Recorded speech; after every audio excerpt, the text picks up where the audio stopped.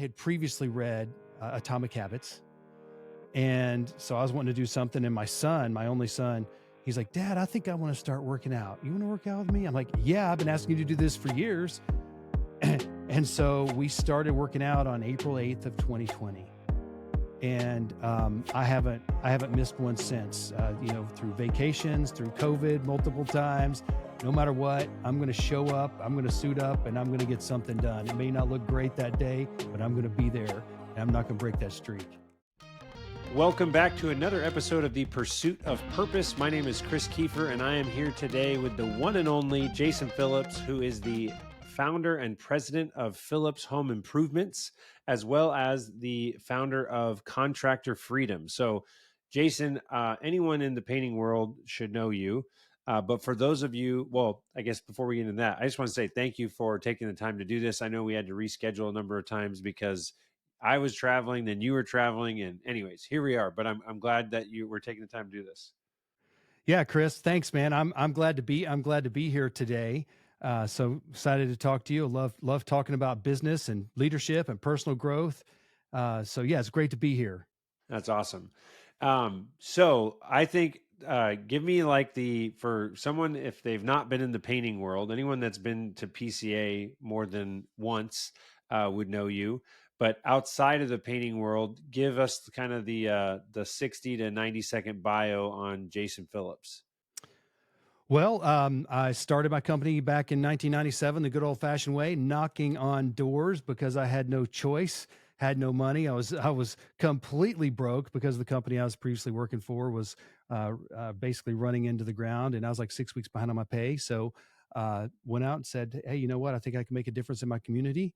I can raise the standards. I can conduct business ethically and give people what they deserve, because I felt like people weren't getting what they deserve. So I started a painting business. I knew nothing about, I'm not a painter by trade. I'm not a tradesperson. I knew sales, I knew marketing, and had a lot of energy. And so I paired up with a paint crew and boom, hopped into business. Had some great early success, but I hit a number of ceilings along the way because I didn't know what I didn't know. And ultimately I ended up with by some means, a business that we would say was successful, but I was bankrupt on time. And I was in what I call contractor prison. And I meet a lot of contractors now who are in that contractor prison. And that's kind of what I'm passionate about, is helping them get over to the other side of contractor freedom. So today I've got my company, Phillips Home Improvements. We're in the Dallas area. We provide painting, roofing, and gutters for DFW homeowners. And I've got an absolutely great team of people. My life is wonderful. I've got 5 beautiful children, and the youngest of which is just graduating high school this next week. And the oldest is about to have her first baby. And my wife and I are going to be grandparents for the first time here in a few weeks. Wow. Congratulations. That's awesome. Thank you. 5 Thank kids. you. We have 4 kids right now. I come from a family of 5. I love big families. So I also love meeting entrepreneurs that have big families, because at least in my experience, more often than not, it seems like I come across people, and from a distance, I'm like, oh, look, they're successful. They're doing some great things.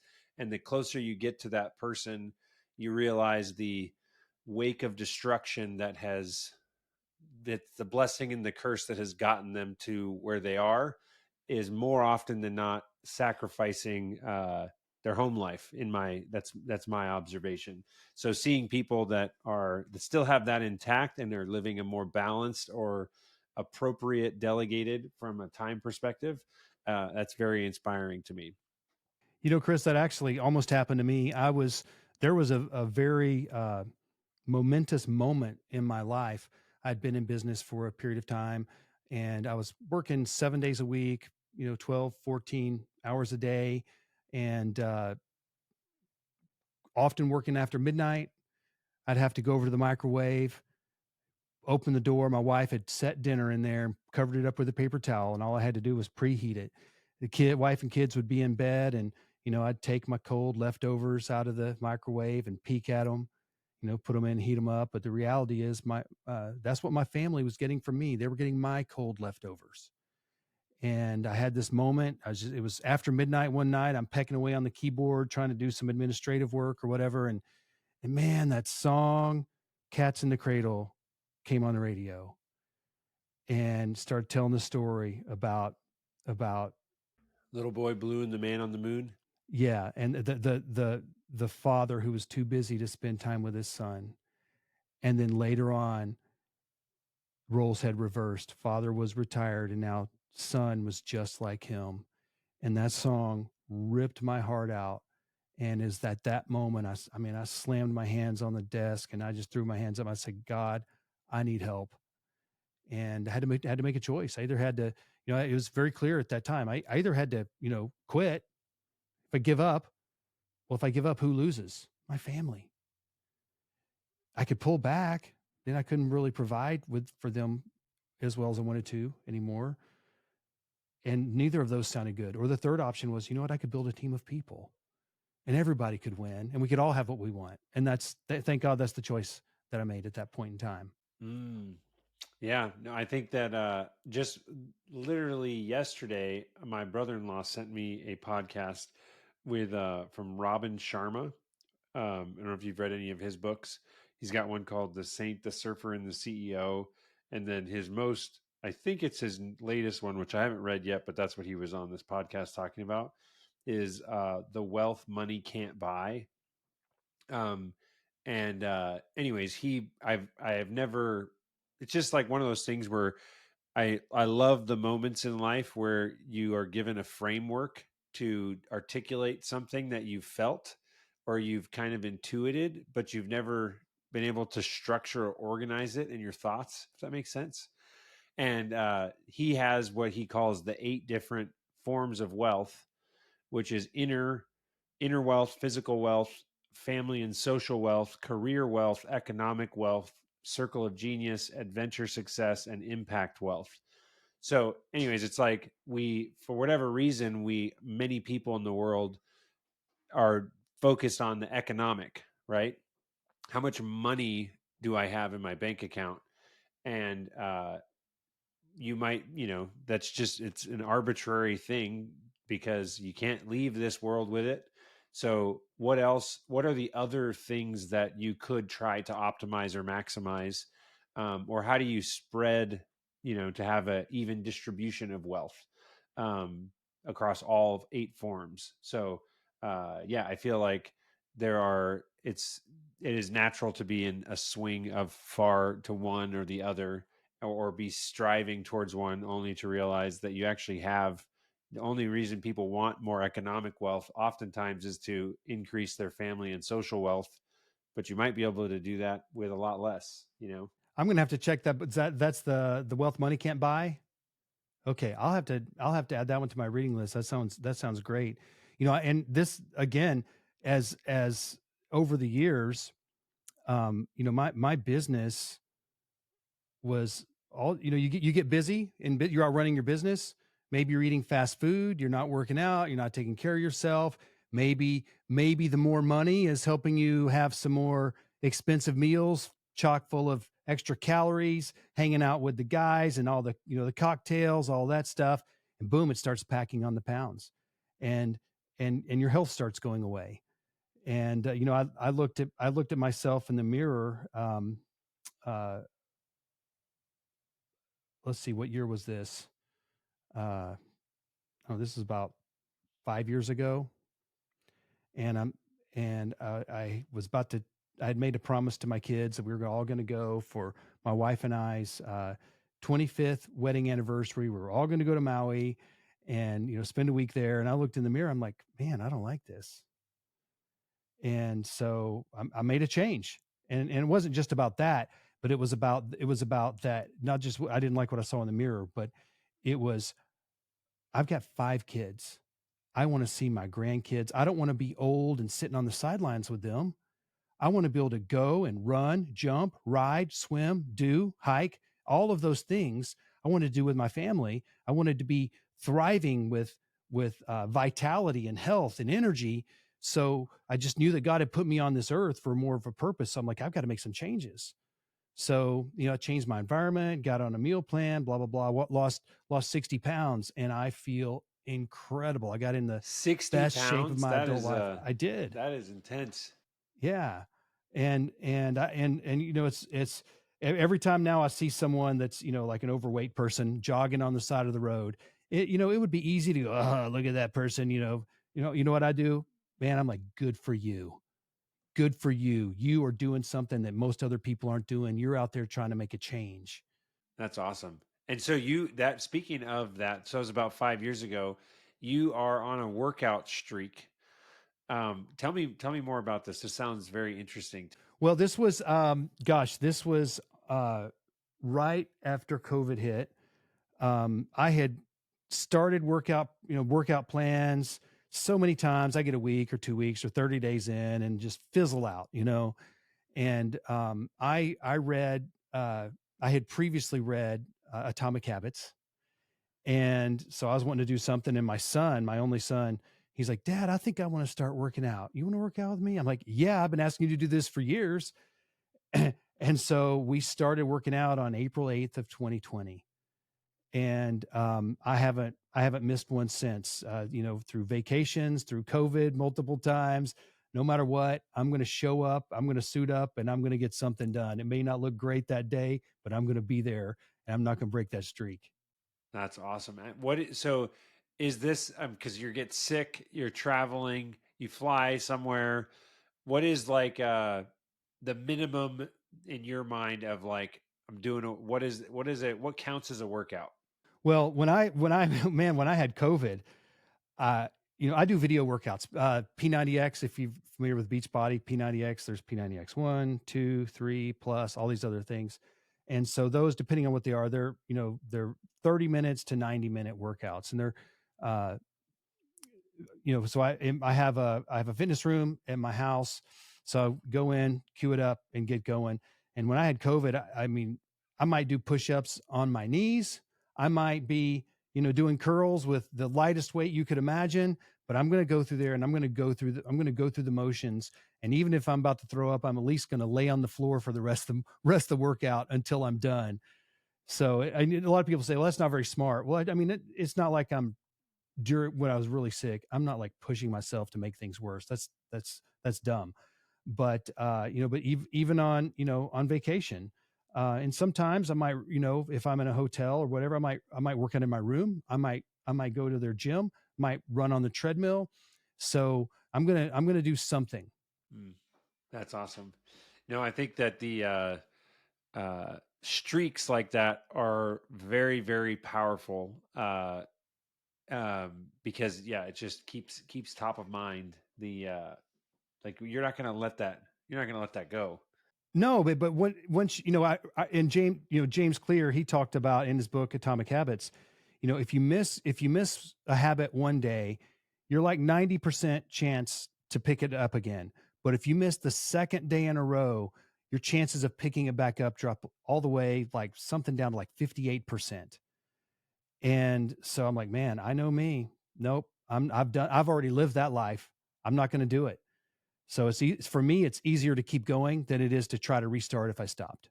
What is the as far as personal growth goes?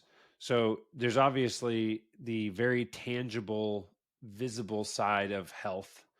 But I'm sure that outside of the physical transformation that you've been on, talk to me about your interest or experience or obsession with personal growth in the other aspects of life, mind, body, spirit, all that stuff. One of the things that most people didn't realize about me is that every change that they saw from me actually started from on the inside. And this whole thing started actually, I'm a Christian, and I study the Bible, and I spend time every day in prayer and just meditation and listening and reading. And I'm just literally just one morning I was just sitting there just praying. I was just being still, and I just felt God impress upon me like he was speaking to me. Jason, I'm going to show you something about how your mind works. I'm like, okay, and he had me get out a notebook and just said, write down your future best self. And I just started writing down all these aspects of, my health, my family, my relationships, my work, all of these things. I just started putting them in the in the first person present tense. You know, I am healthy, vibrant, fit, etc. And and and he said, now I want you to speak those out loud to yourself every single day. And so, and there's, you gosh, Napoleon Hill talks about that stuff. And other people talk about about affirmations, basically. And I literally got on my treadmill every morning just because I like to get my blood flowing in the morning. Not that I'm like necessarily working out, but even if I work out in the afternoons, I want to get my blood flowing in the morning a little bit. So I do a little speed walking on the treadmill. I'd throw my iPad up there and I'd have all my affirmations and I would just speak them out to myself with passion, like it's true. And, and soon after I noticed that what I had been speaking purposefully began to bloom inside of me because my mind started making those things come true. And uh, my habits started to change, my desires started to change. And there's so much negative communication coming in through our eyes and ears all around us on every media you could imagine, saying for every reason why you're a failure, why you're a loser, why you can't do this. So I wanted to take control of that narrative and say, I read what I believe what the Bible says. Jesus says, I came that they would have life and have it more abundantly. And I believe in those things. And so I started speaking those things and taking control of the narrative in my life instead of just, letting it be what someone else is going to write for me. It reminds me of the well, it's a modification of a famous quote that I've made for myself, but you're the average of the five people you spend the most time with, or your friends predict your future. Um, I've always thought that one of those five people could be or is, maybe there's a sixth person, is the content. What are you listening to? What do you hear? What are you saying to yourself? What's that voice inside your head? And how do you change the voice inside your head? If you change the five people you spend the most time with, the voice in your head is going to change, right? Whatever you're reading, whatever you're listening to. So I 100% agree with that. That's like, I used to think when remember in high school, someone talking to me about affirmations and being like, you just got to tell yourself you're a better shooter and then you'll make more shots in the game. And I thought that was so stupid back then. But then now the way I would explain it to a high school kid is like, if you're struggling to believe that it's real, because it's very real. Think about the inverse of that.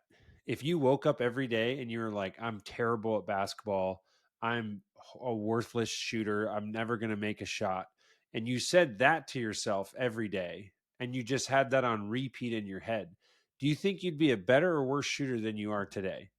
Clearly, you'd be worse. So, why would the inverse of that not be true? It's not a magic thing. It's just you've got something playing inside your head all day, and it's not, I'm using the basketball analogy, but obviously, yeah, apply it to whatever you want. And I'm a very strong believer in what you're talking about. You got to write it down, you got to speak it, say it, remind yourself about it, and live into that. It's the same thing with like the vivid vision of your business or your family. My wife and I did that several years ago, with just listing out kind of the different aspects of our life. What do we want our social life to be like? What kind of house do we want to have? What was our income and stuff? And so one thing we failed at was continuously talking and reading and pulling it back out, whether that's weekly or monthly. But it was on my Google Drive, and I was searching for a vision, some other thing for a business, and I stumbled across the Chris and Natalie 2024 vision, and we read it, and like 95% of it was true. It was like, well, it was now existence. And I remember some of the things that we had written down being like, that's like, I almost am embarrassed to say that. Like, I don't even know how that would happen. So anyway, And another part of that is our imaginations are powerful. Everything that came into being started with a thought. Everything that was ever invented, right? It started all with a thought. And you know, I hang around, not hang around. I try to make a point to not hang around, but people that are always negative and they just want to, all they can talk about is the stupid things other people are doing. Well, I want to hear about the great things others are doing. And it's, when we I can't remember what the cognitive bias is, but when it makes us feel better about ourselves to see other people's failures. And it can be frightening to be around people that maybe are more successful than us in any, let's say those 8 areas, in any of those 8 areas. But that's the way you get your thinking and your reality stretched, and you can then start stepping into that when you can hang around and rub shoulders with people that are on a different level than you are. And I'm not just talking about like business success or money, but even healthy people, you know. And you hang around people that are into fitness, and guess what? You're probably going to start being a more fit person at some point. So I love all of this. My question, you having kids of your own, what do you do, or what is like the how has your parenting been affected or changed? Because, and this is like, I always love opportunities like this because this is my opportunity to be selfish because I've got 4 kids all under the age of 6.5 right now. Um, so I'm like, I'm in it, and I'm like so obsessive with like the not I'm not I guess maybe I'm over exaggerating, but I look at everything as like the output is going to be defined by the process or the systems, like every time. Like, don't worry about the output, but what are you doing on a daily basis, and how is that affecting the output of your kids and what they're going to become? So what is your, like, how, whether or not you, because your kids are older, I guess I'm making an assumption here that when you had 4 kids under 6, maybe your parenting was a lot, I'm assuming it was a lot different than it is now. But what is the parenting stuff that you wish you would have done differently, or that you did do that you were really glad you did? Well, I with a bunch of little kids, it's easy for to have a frantic family, frantic times. Things can go crazy. Days can blow up on you in an instant. When early on, I was all about the rules. I was very demanding. This is the way we're going to do it, and I'm so glad that I woke up from that, because if you give a person rules without a relationship, you're going to end up with rebellion. But if you give them a relationship without rules, they're gonna end up in ruin. And that the balance of that, you know, I my relationship with them and my influence in their life is the most important thing, even as they start to grow older, even when they don't do what I think they should do, you know, I'm not going to break that relationship with them. And something I'll tell you, Chris, something I wish I would have learned. I didn't learn this until my children. I didn't learn about personality styles until about 9 or 10 years ago, and it changed my life, because I see this so many other times. We think that our children, our little boy is going to be a chip off the old block. He's going to do like and love all the same things. And so many, I see this in myself and in other parents. We try to raise our kids to be either just like us, or maybe we want to live vicariously through them, and raise them to do you know what we wished we had done. But in reality, there's really no evidence that supports that our personality is directly related to our biology. There's this combination of you're born with a certain makeup, and then the environment in which you're raised has a significant impact on you as well. And and i we need to understand that when we have multiple children, we can't parent them all the same. We can't discipline them all the same, and we can't speak to them. I've got one kid I've got to be very direct and firm with, or else they're never going to get it, or if they don't get it. But I've got another one. If I speak to her like that, it will crush her. She's the most gentle soul. I have to be completely I have to completely communicate different with her than I do the others. And knowing those different nuances to their personality, I believe that my job as a parent is to help that child grow up to be all that God created them to be, not to be a little Jason or a little, my wife's name is Rochelle, or a little Rochelle, and help them be uh, who God created them to be with their unique gifts. And so I think understanding personalities, personality styles, behaviors has been transformational in my life as a husband, as a parent, as a leader, as a business owner, everywhere. So I would love to dive into the topic of personality styles, which you is it DISC that you are trained in? Yeah, DISC. There's a lot of great systems out there. I After looking at a number of them, I settled on DISC for a few reasons. One is that it's easy to understand, how it's easy to help understand yourself. But two, DISC is made for, it's intended to help you in your relationships and in your communication. So it helps me, helps me understand those around me, and it teaches me how to adapt my communication style for better interactions with people. And the other piece of that is it's easy to teach. It's easy to roll out and help other people grasp. Like the language of DISC is very common at my with every team member in my company, and it's just so simple. It is so simple, and you can just look at someone's chart real quick and have a basic understanding of how to deal with them. So what is your DISC profile?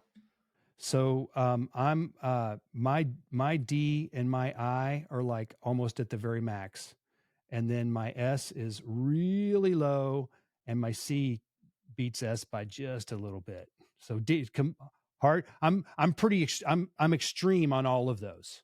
Wow. Jason, So we would be just friends.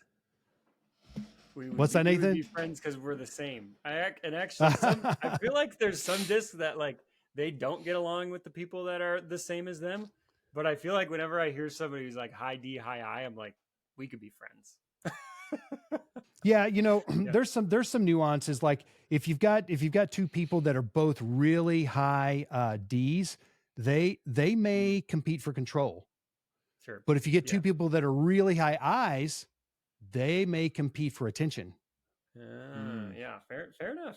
Yeah. I suppose it depends on the environment too, yeah, right? or It's what's the like, Yep. team? What's the goal here? What are we doing together? Or what's won or lost in this pod of people that is all being thrown together?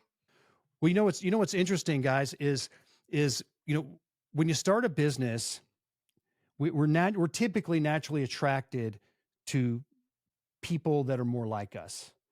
And so we get, business owners, let's just say like me or like any of them, they go out and they hire a team of people that are just like them. Then they end up with a whole company that's lopsided with all the same strengths and all the same weaknesses as them. And what we need to do is we need to build a well-rounded team that has elements of all the four primary personality styles. Could you imagine a football team where every player is the quarterback or every player is the kicker? It would be a miserable failure. You need people with different strengths, but the difficulty in doing that is there's conflicts between people that are faster paced and people that are slower paced. And also, uh, some people are more task oriented and some people are more people oriented. And so there can be conflicts introduced. And so if we don't know how to navigate and appreciate those situations and people that are different than us, we're never going to be able to build a cohesive team that really is well rounded. Mm. And so, how does this? I love the business side of things, but I'm also interested in. So, you mentioned with personality types and your kids. How do you? You talked a little bit about like you got to be more gentle or whatever, but at what point did you have your kids take a disc assessment? How early can you C personalities, or I mean, maybe you probably can identify you with your experience. You could take a good guess on like a, a 6-year-old, whether or not they can actually functionally take the test. You can kind of observe it in them. But when is like an appropriate time to have your kids take a test if you wanted to? They have assessments for kids that are a little bit different, and they're real careful with kids because you don't want to box them in. And so you want to be real careful with that. But once you're like 13, you can take the adult assessments. Um, but if you look at it, okay, for instance, um, D's and I's are faster paced people. They move faster. They think fast. Okay. S's and C's take time. Not. I don't mean that their brain is slow, but they like to make a more thorough decision, a more careful decision. So they take time. They talk slower. They're not quick to respond. They don't interrupt you when you're talking a lot of the times, and so you can start seeing the pattern. This is a slower paced person, which means they're going to be more towards S and C rather than D and I. Okay. And then so then from there, if we could draw this out, if we had a whiteboard, I could draw this all out for you on a nice little, 4 quadrants. But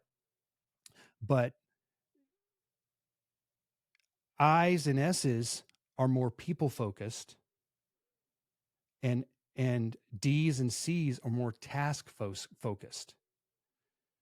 And so it doesn't take very long to see, like if you hang out with me for a few minutes, you're going to know Jason walks fast.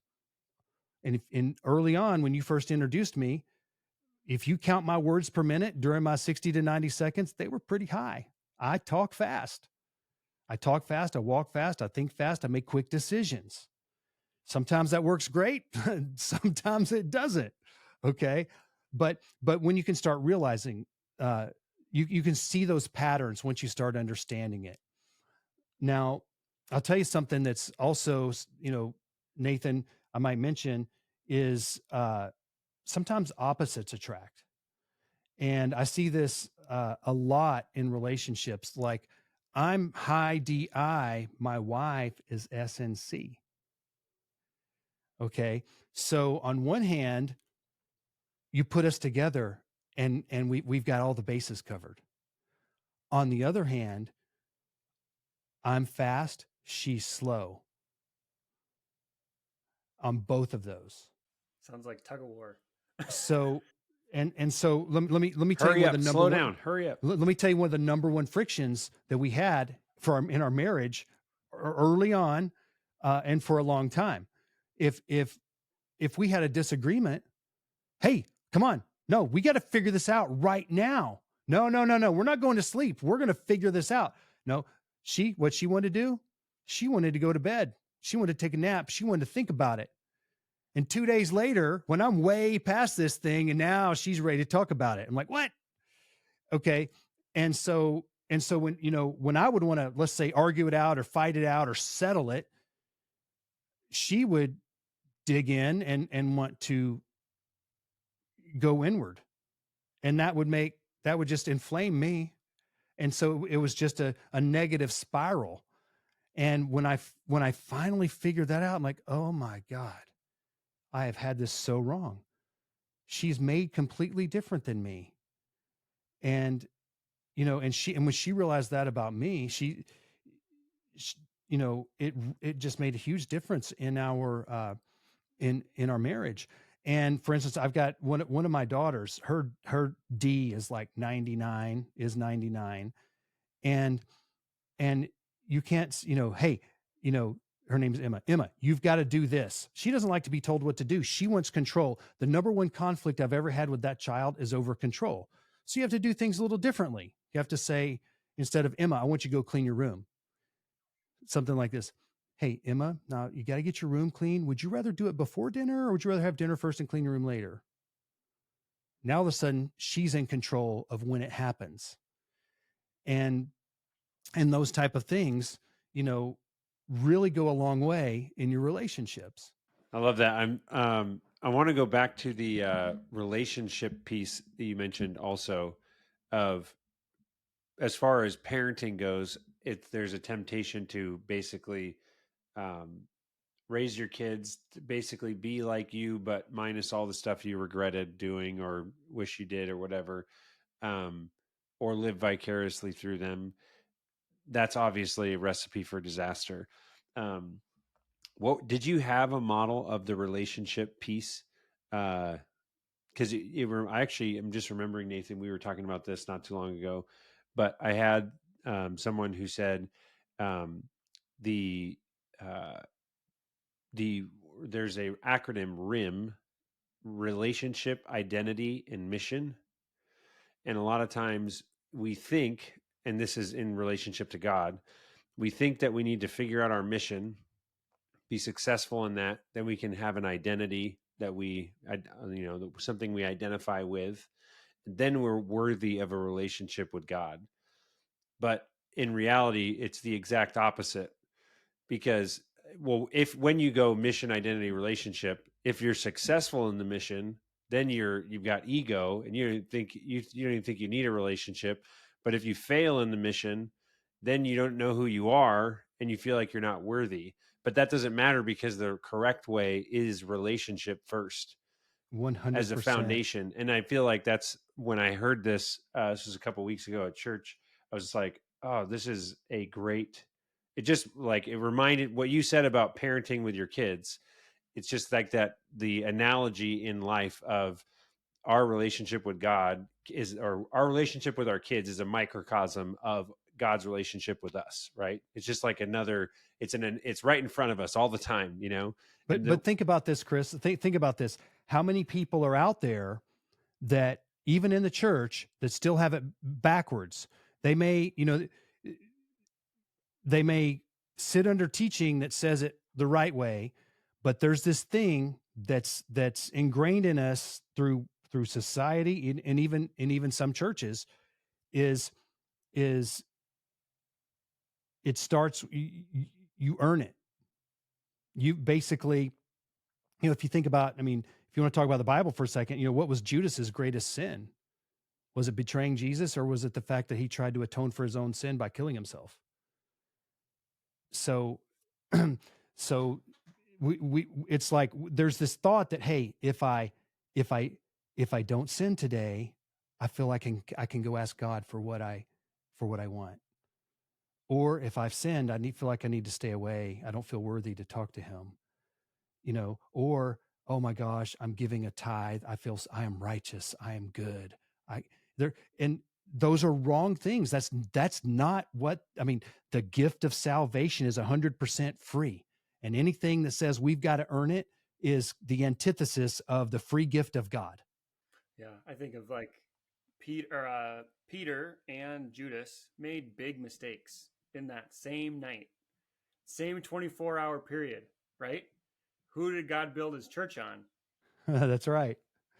That's So right. it's like, but it's I don't know, Yeah, Peter was a you loose would cannon. assume Peter's relationship came first, right? Yeah, I Like mean, he screwed it up. They both screwed it up, but like you said, they took different paths because of that, right? Judas took it on as his own identity and went down that path, and Peter stayed true to the relationship. that's right. That's right. Oh man, that's fun stuff right there. I love and talking it's about that too. exactly what happens in business. Uh, no, I do think I laugh all the time about.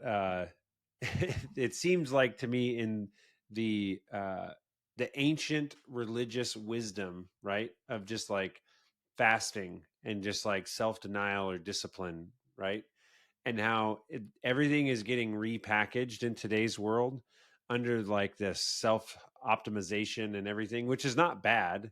It's just it's like the monks have been doing this forever. Like there's these practices of like just good um, healthy discipline in your life and how that trickles down to everything else. And then now it's like, if you want to have more energy or be fit or whatever, you should do X, Y, and Z. And it's like, it's just interesting to me that there's so much Yeah. wisdom. They Uh, pack it like it's something new. exactly. Yeah. Yeah. Um, so I'm keeping an eye on the time here. I want to be respectful of your time. Any other things that you came with today, Jason, that you wanted to mention, talk about, exciting stuff going on in your world? And now a quick word from our sponsor, which is Boolean Review. Boolean is a review software that my wife and I own, and we sell this software to home service businesses. So I know there are many different people that listen to this podcast, but if you know someone, an electrician, an HVAC business, a painting company, maybe a coffee stand, someone that is providing service to customers and get found online by customers, we would love to talk to them. This is a review software that is the highest converting review software in the home service space in particular. And if you're wondering what that means, if you have 100 clients in your business, the typical business gets between 1 to 2% of those customers. So for every 100, they would get one person or two people to leave them a review on Google. Other review softwares get between 3 and 5%, and the Boolean review software gets 20% of your customers to leave you Google reviews. And these are fantastic Google reviews with lots of words, keywords that are going to help with SEO, pictures, stories, the names of your employees. So if you want to learn more, check out booleanreview.com. And now back to the episode. I tell you, I spend most of my, pretty close to most of my time working with other contractors, just because the mission of Contractor Freedom is to lead, inspire, and equip business owners to become business leaders so that they can live their lives with greater freedom and purpose. And I meet a lot of and have through the years, even, a lot of business owners that would love to go on a missions trip with their church, but they can't because they're shackled to their business, or they don't have the money. And I had a young lady one time ask me at a conference somewhere. She said, Jason, um, she said, you obviously you're a successful guy. Um, is it okay to want to make money? And I said, well, how do you think all those orphanages get built? And as business owners, we and not just business owners, but any but especially as business owners, we're in a unique place of influence. And when we do things right, we can do a lot of good things in this world with it. And uh, in contracting and the painting industry, especially, and others, but there's not enough people teaching you how to run a business. They may teach you how to build a widget, but how do I run a successful business that actually serves my life instead of me serving my business? See, I believe our business needs to support and be a vehicle in our life to help us get where we're going, rather than something we pour our blood, sweat, and tears into that really gives us nothing at the end other than maybe some finances and pays our bills. Reminds me, this will be uh, a quote. You may have actually read or heard about this book, but The Ruthless Elimination of Hurry. Have you read that? I have it, but I have not read it yet. Okay, so best quote in the book is if the and actually I'm trying to think if this is from this book or if there's a different version of it in it. But if the devil can't make you sin, he'll make you busy. Have you heard that? Yes, I have heard that before. And I feel like that's like a business that's running you is just making you so busy. Like you're just running around doing tasks, being so efficient, and everyone's trying to like maximize productivity. And it's like, to what it, like when you become more efficient or more productive, you buy back time, right? What are you going to do with that time? Just do more revenue and then get right back to being crazy busy again, So That's right. there's discipline in, I need to free myself up, not so I can do more work, but so that I have the time to be with my family, to go on the mission trip, to, because that's what we were created for. Yeah, and the I also love the mission State your mission again, just a single sentence of Contractor Freedom. It's to lead, inspire, and equip business owners to become business leaders so that they can live their lives with greater freedom and purpose. Yeah, because at Boolean, our mission is to free you up to do what you love, which is through, obviously we do that through automation, but whether you love your kids or fishing or whatever it is, but not just the business owner, the people in the business too, because I firmly believe that people love solving good problems. They don't love data entry and copying and pasting things 16 different times throughout the day. And that's what we need computers for. Because I genuinely, like, joking aside, I feel like it's inhumane, some of the things that people do in their business or make employees do in their business, that it's like, I'm a big technology guy, but at the same time, technology without a purpose or a vision of, like I said, if the devil can't make you sin, he'll make you busy. Technology can be a vice or a controlling thing on us that just makes us go faster and faster and faster. And we're checking email and texting and doing podcasts and all this stuff. And it's like, no, we need to leverage technology to make us more efficient, to free us up to be more intentional with what we're going to do in our day. So anyways, I love that. Let's head to the wrap up questions. 3 book recommendations. So I love the book Crucial Conversations. My whole leadership team has read it.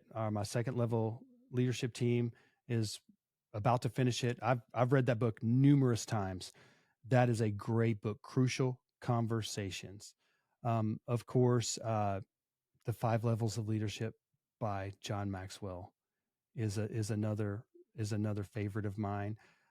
Atomic Habits is a great book. I've read that multiple times. That had a huge impact. It's not rocket science. It's simple, but a lot of times the best things in life are simple. And the other book I read every single day is the Bible. Awesome.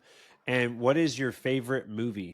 Okay, don't laugh at me, but my wife and I have watched this movie numerous times together. It's The Notebook.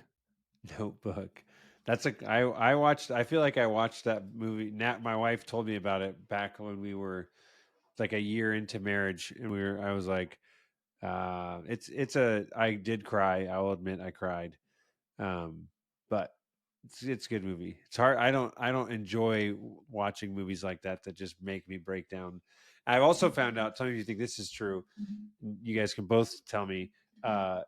When I had kids, I started crying. I'm trying to remember what the movie was. I cried in I think it was in Incredibles. Was that the movie? The second one.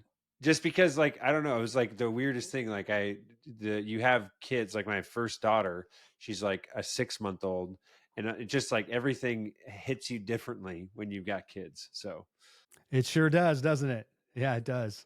And what is your preferred method of contact if someone wants to get in touch with you? The easiest way to get in touch with me is to go to contractorfreedom.live. And all my social links and my email, everything is on there, contractorfreedom.live. Awesome. Well, Jason, this was super fun. Thank you for being generous with your time. And we look forward to seeing you around at other painting events. Thanks for having me today, Chris. Nathan, see you guys. Thank you so much for listening. My name is Chris Kiefer, and my mission is to champion the relentless pursuit of purpose. And what that means to me is to be an example, a champion, someone that is in the trenches, working and showing and winning and trying and failing in how to pursue a deeper and more meaningful life with the people that I love, with my kids, with my friends, with our family, and also just be a champion and example of entrepreneurship and following my passion and doing what I believe I'm called to on this earth. And so if that inspires you in some way, please share this episode. If you want, like, subscribe, share, whatever, do all the stuff. It means the world to me to get this message and get these guests that I have out there. And if you're interested in any of the book recommendations or looking up other episodes, the movie list, you can visit my website, chriskiefer.com, for all the details on the show. And also check out the Boolean review software, as well as the Boolean automation consulting company that I own for home service businesses. So thank you so much, and we'll see you on the next episode.